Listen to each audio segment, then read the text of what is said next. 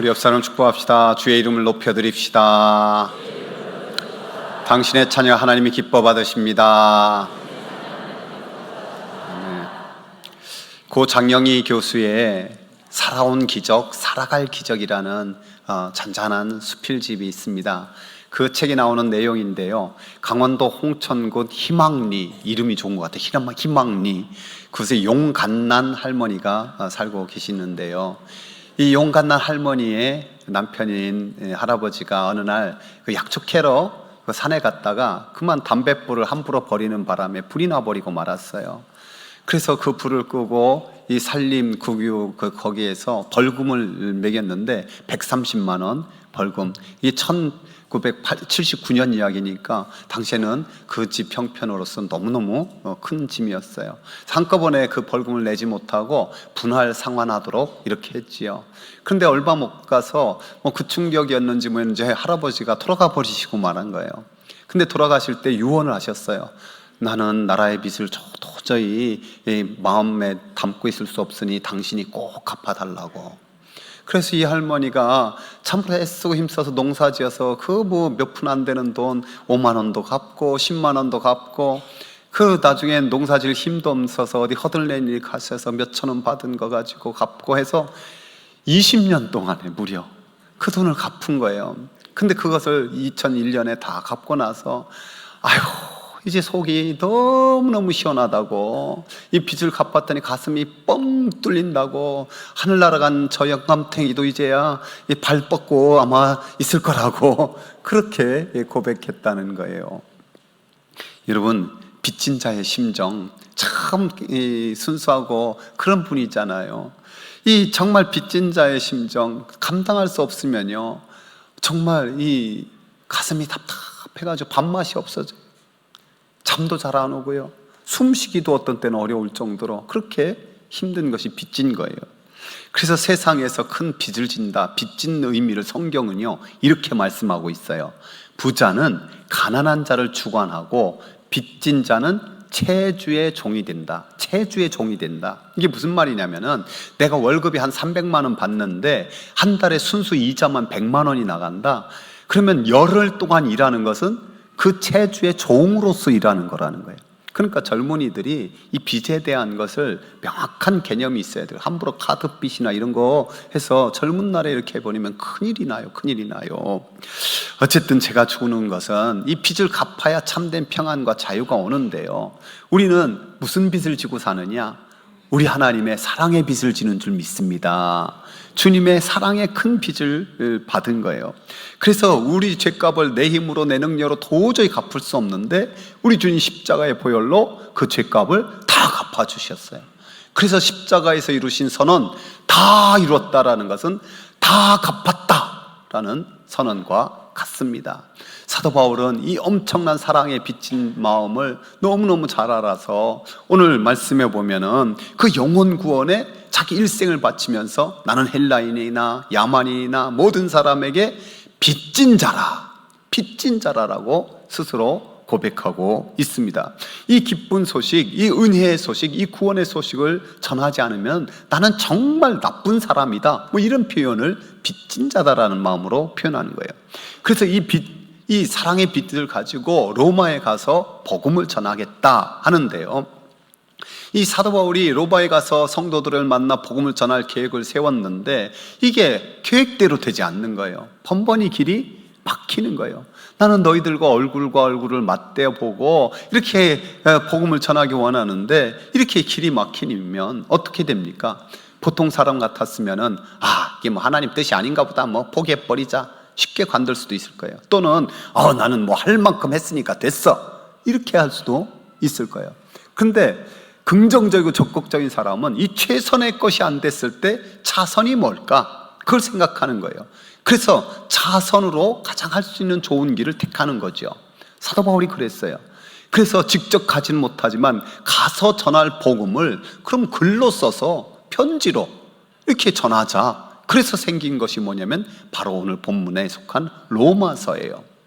여러분, 이 사도 바울은 차선으로 이 로마서를 썼는데 하나님은 놀랍게도 이 로마서를 최선의 것으로 사용해 주셨어요. 그렇잖아요. 사도 바울이 13개 쓴 편지, 그 성경책은 대부분 보면 어떤 문제가 생겼을 때 처방전이에요. 에베소 교회나 고린도 교회나 어떤 문제가 생겼을 때 이렇게 하라는 게 중점이었어요. 근데 로마서만큼은 복음을 체계적으로 다시 정립하고자 논문 쓰듯이 쓴 책이 로마서예요.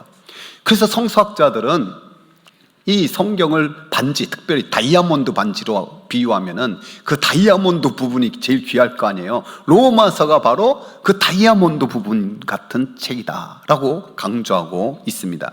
그런데 가만히 보면은 로마 성도들이 복음을 알았을까요? 몰랐을까요? 알았어요. 여기 8절에 보면은 너희 믿음이 온 세상에 전파되었음을 감사한다. 너희 믿음이에요. 그 믿음. 그러니까 너희 믿음이 있었던 거죠. 12절에도 보면 이렇게 말씀하고 있어요. 너희와 나의 믿음으로, 너희에게도 있고 나에게 있는 믿음으로 말미암아 피차 서로 교제할 때 안위를 받자. 그러니까 그들에게 동일한 복음이 있음을 인정하고 있는 거예요. 그럼에도 불구하고 나는 복음의 빚진 자다라고 하면서 그가 뭐라고 다짐합니까? 이 말씀 함께 읽어봅시다. 나는 할 수 있는 대로 로마에 있는 너희에게도 복음 전하기를 원하노라. 그러니까 사도 바울이 로마서는 전혀 예수님을 모르는 불신자에게 쓴 책이 아니에요. 그건 복음서예요. 이 로마서는 이미 예수님을 구세주로 믿고 있는 사람들, 그런데 그 사람들이 지금 믿기는 믿는데 어떻게 보면 복음의 체계가 제대로 안 잡혀 있고 복음의 열정이 좀 식어졌고, 그런 사람들에게 다시 이 편지를 쓰면서 속마음을 전하는 거예요. 우리가 다시 복음을 들어야 됩니다. 우리 영혼이 다시 복음 앞에 제대로 세워져야 합니다. 그 마음이 담겨있는 책이 로마서예요. 어제 안수집사 신년 교례회가 참 수준 높게 금우산 호텔에서 했어요. 한 100여 명이 넘는 안수집사님 부부가 모였는데요, 제가 태기씨를 조심하세요 라는 제목으로 설교했어요.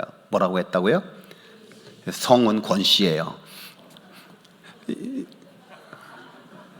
그렇잖아요. 신혼에 그 뜨거운 사랑의 열정으로 이렇게 살았던 기간이 있었지만은 애 키우고 또 애도 다 떠나가고 점점, 그래서 빈 둥우리만 남았는데 두 종류로 나누는 거예요. 야, 이제 애들도 다 떠나갔고 잘 됐다, 신혼이 시작됐다, 이런 부부가 있는가 하면은 이제 서로 각방 쓰면서 편하게 삽시다, 이런 부부가 있는 거죠. 그래서 물어봤어요. 신혼의 그 뜨거운 열정보다 오히려 더 성숙한 사랑으로 좋은 친구로 배려할 줄 알고 그렇게 더 귀한 사랑으로 섬기는 부부가 몇 프로나 될까요? 그랬더니 한쪽에서 10%요 그러더라고. 그러더니 택도 없다, 5%다. 그러더니 2, 3%도 안 됩니다 막 그러더라고. 그래서 제가 걱정도 되긴 했어요. 어쨌든 참 적잖아요. 뭐예요? 다시 그분들에게도 회복이 필요한 거죠. 그런데 그 회복이 필요할 때 여러 가지 요소가 있겠죠. 취미생활 같이 하는 것도 필요하고, 의사소통 방법도 또 다시 좀 배워야 되고. 그렇지만 가장 중요한 건 뭐냐? 성경적 부부간의 가치관을 제대로 회복하는 거예요. 그래서 그걸 전해왔고요. 그래서 신혼보다도 더 행복하고 성숙한 부부가 되기를 간절히 바랬어요. 여러분, 신앙생활도 마찬가지인 거예요. 따라서 신앙의 권태기를 조심합시다. 개인적으로나 가정적으로나 교회적으로나 우리 민족적으로. 그래서 다시 복음이 필요한 거예요. 여러분, 지금 우리 복음의 근원이 있던 유럽 교회들이 어떤 형편입니까? 지난 30년 동안 교회가 닫은 것이 각 나라마다, 영국, 프랑스, 독일 나라마다 10,000군데씩이 넘는 거예요. 이제 그들이 실질적으로 예배 드리는 사람은 나라마다 비율이 다른데 3% 정도 될까 말까 해요. 여러분, 5% 미만은 선교학적으로 미전도 종족이에요. 그 미전도 종족이 돼버리고 말았어요. 대신에 무슬림은 막 늘어나고. 그래서 한국에서 사람들이 어떤 마음을 지녔느냐, 저 미전도 종족이 된 우리에게 복음을 전 유럽에 다시 우리가 선교사를 파송합시다. 그래서 저들에게 다시 복음을 전해주게 합시다. 얼마나 귀한 뜻입니까? 그런데 제가 그런 운동과 그런 주장을 보면서 마음으로 이런 생각해 봤어요. 진짜 한국교회에 그런 능력이 남아있는가? 진짜 한국교회 성도들에게 그런 헌신과 열정이 있는가? 왜요? 이 코로나 지나면서 우리는 어떤 형편입니까? 정확한 통계가 안 나왔지만 한국교회 역시 너무 약한 교회들 10,000개 이상이 문을 거의 닫은 형편이라는 거예요. 지금도 현장 예배보다는 그냥 TV 앞에서 인터넷으로 하는 성도들이 너무너무 그대로 많이 있다는 거잖아요. 무엇보다도 다음 세대인 청소년, 청년들 복음화율이 그들도 역시 3%밖에 안 돼서 그들에게 있어서 그들이 미전도 종족이에요. 근데 한국교회 무너짐의 소리가 들리는데 이것이 단순히 교인들이 적게 모이는 그런 게 아니라 정말 복음의 본질이 제대로 지켜지고 있느냐는 거예요. 복음이 훼손되고 있지 않느냐는 거예요. 그리어 목사님은요, 그의 책 복음 본색에서 이런 말을 하고 있습니다. 믿음이 깊어진다는 말은 복음을 넘어선다는 뜻이 아니라 복음 안으로 더 깊이 들어가는 것이다. 복음 안으로 더 깊이 들어가는 것이다. 이게 우리에게 필요한 거예요. 저와 여러분이 다시 복음 앞에 서서 첫사랑, 그 열정을 회복하는 복음 안에 더 깊이 들어가는 역사 있기를 주의 이름으로 축복합니다. 왜요? 복음만이 능력이 되기 때문에 그래요. 그래서 사도 바울이 이 복음을 다시 전하기 원하면서 복음의 능력을 어떻게 선포하고 있습니까? 우리 함께 읽어봅시다. 내가 복음을 부끄러워하지 아니하노니 이 복음은 모든 믿는 자에게 구원을 주시는 하나님의 능력이 됨이라. 먼저는 유대인에게요 그리고 헬라인에게로다. 복음만이 믿는 자에게 구원을 주시는 하나님의 능력이 됨을 믿습니다. 여러분, 이 세상에 예수님 믿지 않는 사람들도 정신없이 살다가 때론 고요한 시간을 가질 수 있잖아요. 홀로 있는 시간. 안타깝게도 그 시간에도 스마트폰 들고 있는데 그럼에도 불구하고 조용한 시간 갖는다. 뭘 생각하겠습니까? 내가 인생 똑바로 사는 건가? 나의 인생에 참된 의미와 기쁨이 있는가? 죽으면 어떻게 되지? 그게 주님이 두드리는 거예요. 또 예수님 믿는 우리도 사실 마찬가지죠. 정말 조용한 시간이 있다면 내가 예수님 지금 똑바로 믿는 건가? 내가 정말 하나님 잘 섬기고 있는 건가?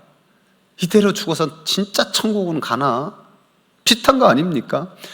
사람들에게 이런 질문이 생기는 건 두 가지예요. 죄인이라는 사실에 본세, 또한 하나님이 영원을 사모하는 마음을 주셔서, 그래서 이 땅에 수많은 종교가 생겨난 거잖아요. 이 땅에 수많은 종교의 존재 목적, 왜 사람들이 종교를 믿는다고 생각합니까? 하면은 많은 사람들이 마음의 평안을 위해서, 그거는요 표면적인 이유고요, 진짜 근본은 죄 때문에, 구원 때문에 그러는 거예요. 근데 두 종류로 갈려요. 뭐냐면은 타력 구원과 자력 구원이에요. 자력 구원, 타력 구원. 자력 구원이란 뭐냐면 내 힘의 노력으로, 내 수행으로, 내 선행으로 구원받겠다라는 거예요. 대표적인 것이 불교, 유교, 또 이슬람도 여기에 속해요. 타력 구원은 내 힘과 능력은 도저히 안 되니까 누군가 도와주셔야 됩니다. 대표적인 게 뭐예요? 우리 기독교예요. 여러분, 자력 구원을 주장하게 되면 절망할 수밖에 없어요. 왜냐면은 작심삼일이 인간이잖아요. 암만 노력하고 수행해도 또 넘어지고 별거 아닌 인간임을 깨닫게 되고 죄인임을 깨닫게 되는 것 뿐인 거예요. 다른 종교 이야기에서 죄송하지만은 현대 우리 한국의 불교에서 가장 추앙받았던 분이 누구입니까? 성철 스님이잖아요. 여러분, 그분이 얼마나 수행을 깊이 했냐면은 침묵 수행, 이 무건 수행이라고. 그러니까 말 한마디도 안 하고 사람 한 번도 안 만나고 몇 달 보낸 거, 이건 뭐 수도 없이 했었어요.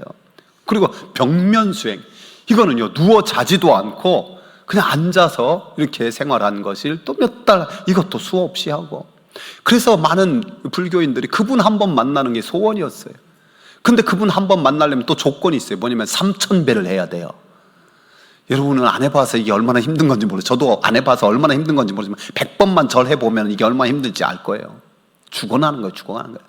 근데 그렇게 강조했던 것이 날 만나려면 그 정도 해야 돼가 아니라 스스로 깨달으라는 그런 불교의 진리를 가르치고자 함이지요. 근데 이랬던 분이 돌아가셨을 때 남기셨던 말을 이렇게 전하고 있어요. 다 거짓이야. 내 말을 믿지 마.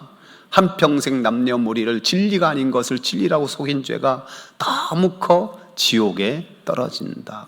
이 자력구원의 한계를 솔직하게 표현한 것 아닙니까? 이 설교의 형태자로 불리는 스펄전 목사님, 성도들을 그래도 믿는 자를 향해서 강력하게 회개를 선포했어요. 이미 도끼가 나무 뿌리에 놓여져 있으니 회개하지 않으면 막 너무 강력하게 말씀하니까 거기 있는 사람들이 목사님 좀 심하지 않습니까? 그거는 교도소에나 가서 설교할 거죠.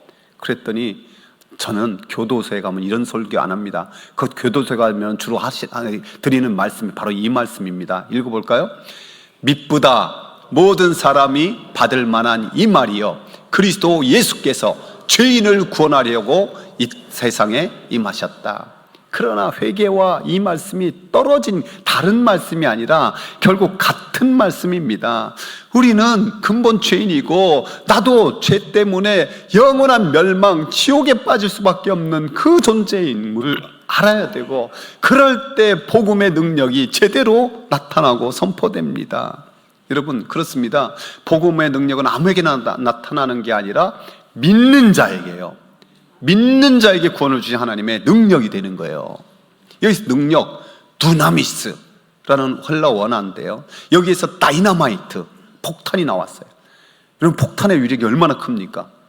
바위도 팡팡 터뜨리잖아요. 바로 복음이 영혼을 깨어 흔들어 터뜨리고 우리의 삶의 부정적인 것들 깨어버리고 하나님의 사람으로 세워가는 능력이 복음이라는 거예요. 그래서 종교개혁자인 마르틴 루터는 이렇게 표현하고 있습니다.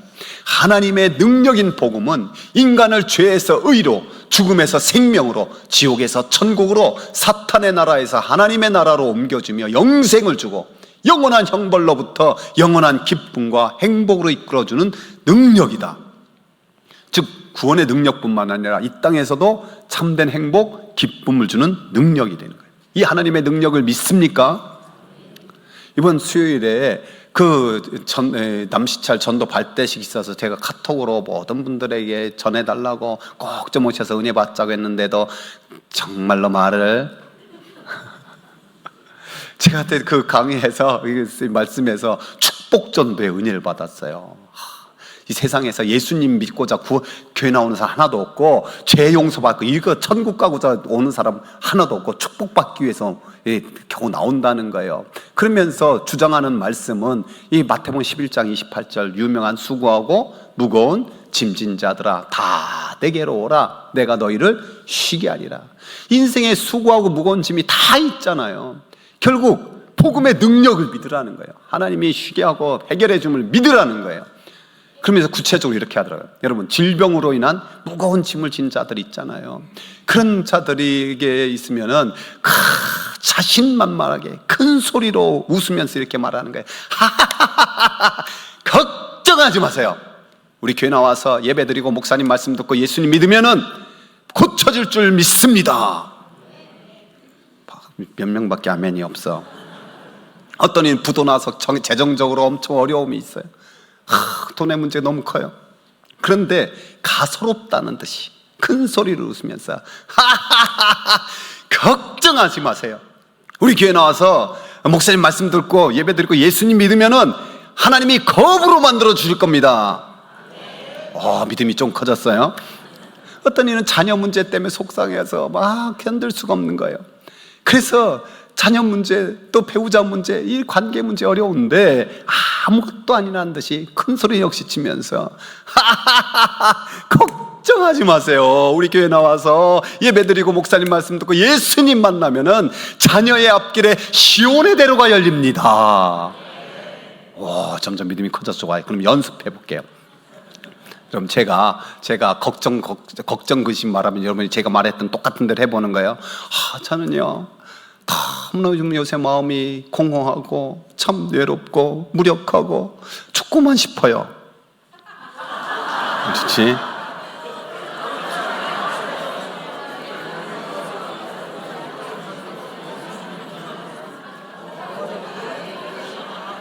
할렐루야. 근데 좀 박자가 좀 자신있게 좀 해봐요. 자신있게. 한번 더 해볼게. 그럼, 저는 남편이 아니면 아내가, 정말 나랑 안 맞아가지고 참 삶에 재미도 없고 행복도 없고 미치겠어요. 어떻게 하는 거예요? 걱정하지 마세요. 우리 교회 나와서 목사님 말씀 듣고 예배드리고 예수님 만나면은 천국의 지점이 될 겁니다. 아멘? 여러분 믿습니까? 근데 솔직히 좀 걱정도 되잖아요. 안 되면 어떡하지? 우리 교회는요, 사실 그렇게 간증 막 하게 하고 막 자랑하게 안 하지만은 참 놀라운 기적들이 있어요. 예를 들어서 우리 교회 은퇴 모 권사님은요, 3년 전에 췌장암 3.5기, 거의 사기였다는 거예요. 근데 사기였는데 수술도 못하고, 근데 지금 3년 지났는데 지금 암 수치가 0으로 나와요. 2달에 한 번씩 꾸준히 조사는 계속 0으로 나오는 거예요. 모 은퇴 장로님은 10년도 벌써 넘었죠. 4-5가지 암을 지니고 계속 사는데 여전히 저랑 족구하고, 또 한 달에 한 번씩 물론 검사했지만 뭐 아무렇지도 않지 건강하게 사셔요. 우리 원로 목사님 사모님 벌써 20년도 훨씬 넘었잖아요. 그 암 수술하고 의사가 뭐라고 말했냐면은 이 암은 재발률이 98%, 99%입니다. 그건 뭐예요? 100%를 그냥 조금 소망 준 거야. 근데 지금 20년 이상 밥 메고 닭 키우고 잘 살고 계세요. 할렐루야. 물론 천국 가신 분도 있지요. 저는 우리 교회도 이 구미 땅에 빈털터리로 와가지고 참으로 하나님 은혜로 집 사고 또 더 크게 하나님 앞에 헌신하고 떵떵거리는 정말 큰 부자가 된 분이 있어요. 알려주면 안 돼. 돈 또 빌려달라고. 어쨌든 이런 간증이 많이 있어요. 물론 지금도 어려운 분이 있긴 해요. 근데 여러분 담대하십시오. 뭐냐면 우리가 진짜 예수님 만나서 세상이 줄 수 없고 알 수 없는 그 평강과 기쁨을 진짜 맛보고, 내가 죽으면 돌아갈 천국이 있고 그 천국에 대한 확신이 있으면 남은 세상의 문제와 걱정 것들은 시시한 것이 돼버리고 마는 줄 믿습니다. 그게 뭐 그렇게 대단한 거예요. 어차피 몇십 년이면 다 끝난 인생인데. 그래서 우리가 복음 앞에 제대로 서서 이 천국 구원의 복음의 능력을 기뻐할 수 있길 축복합니다. 다시 복음을 전하려고 하고 있어요. 왜? 복음의 능력을 제대로 믿고, 그러면서 그 복음에 합당한 삶도 사실 강조하고 있는 거예요. 그것이 17절 말씀이 복음의 속성인데요, 우리 17절 말씀도 한 번 더 읽어봅시다. 복음에는 하나님의 의가 나타나서 믿음으로 믿음에 이르게 하나니 기록된 바 오직 의는 믿음으로 말미암아 살리라 함과 같으니라. 세 가지를 잘 이해해야 돼요. 복음에는 하나님의 의가 나타났다, 이게 첫 번째고요. 믿음으로 믿음에 이르게 한다, 이게 두 번째고요. 오직 의는 믿음으로 말미암아 산다는 거예요. 여러분, 복음에는 하나님의 의가 나타났는데 우리가 하나님 속성하면은 사랑과 공의, 따라요. 사랑과 공의 딱 떠오르잖아요. 즉 하나님이 모든 사람을 지옥의 멸망으로 보내는 것은 하나님 사랑에 맞지 않아요. 그렇다고 해서 죄인들을 전부 다 천국에 보내는 것은 하나님의 공의에 맞지 않아요. 즉 죄인들을 불러 회개하고 그들로 말미암아 구원받아 천국 보내는, 이게 하나님의 사랑과 공의에 맞는 거예요.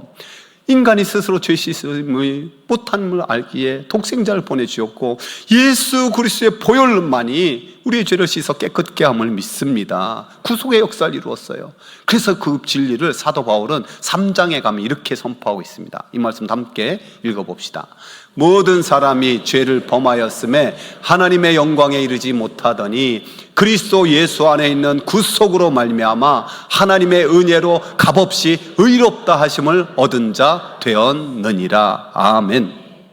예수님이 나를 위해 이 땅에 오셨고 나의 모든 죄와 허물을 대신 지시고 십자가 지셨고 나를 의롭다 하기 위해서 부활하셨습니다. 이 복음의 가장 근본, 이것이 하나님을 의롭게 하시고 이 복음이 나도 하나님 앞에 서게 하는 줄 믿습니다. 근데 그것을 믿는데 그 믿음이 어떻게 생기느냐? 그 믿음이 믿음으로 생긴다는 거예요. 그래서 믿음으로 믿음에 이르게 한다. 이게 무슨 말이냐? 공부해서 믿음이 생기는 게 아니잖아요.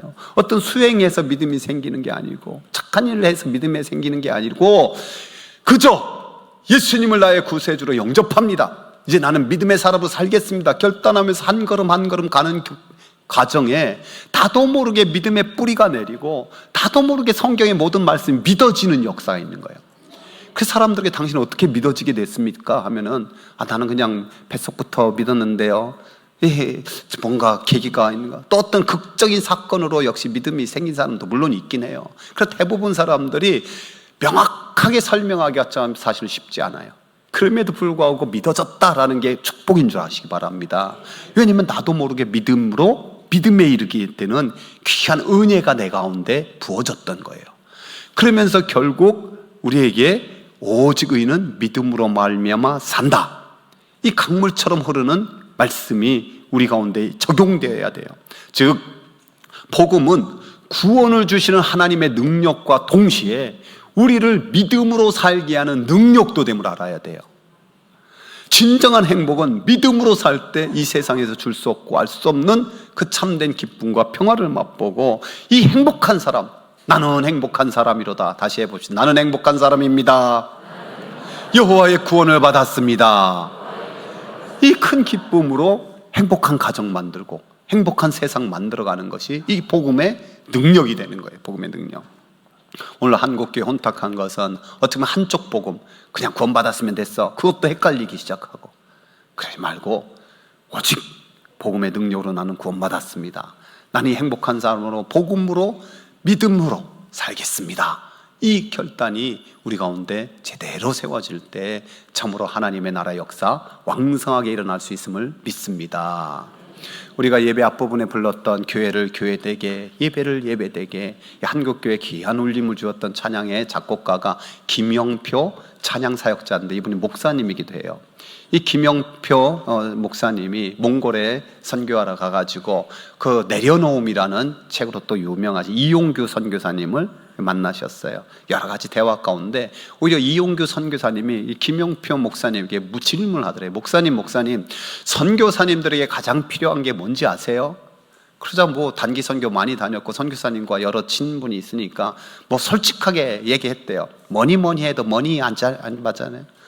선교 재정, 이게 참 필요하고, 또 그 무엇보다 든든하게 뒤에서 대포로 쏘아주는 중보기도, 기도의 협력자들도 필요하고, 또 함께 사역한 좋은 동역자들, 뭐 기타 등등 말하니까 칭찬받을 줄 알았대.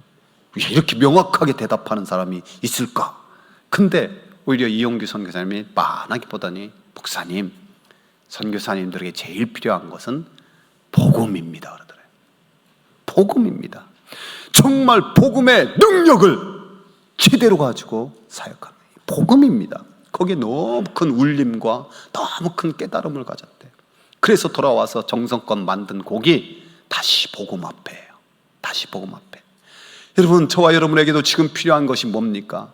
뭐 건강도 필요하고 뭣도 필요하지만은 복음의 능력임을 인정하시기 바랍니다. 다시 복음이 필요합니다. 정말 십자가의 피 묻은 복음 앞에 내가 다시 서고, 그 부활의 권능의 복음 앞에 그 부활의 주님의 손을 제대로 한번 붙잡는 것이 필요함을 인정하시기 바랍니다. 우리 한번 고백해 봅시다. 복음만이 구원을 주시는 하나님의 능력입니다. 복음만이 믿음으로 사는 하나님의 능력이 됩니다. 아멘. 우리 그 고백으로 하나님 앞에 한번 찬양하면서 나갑시다.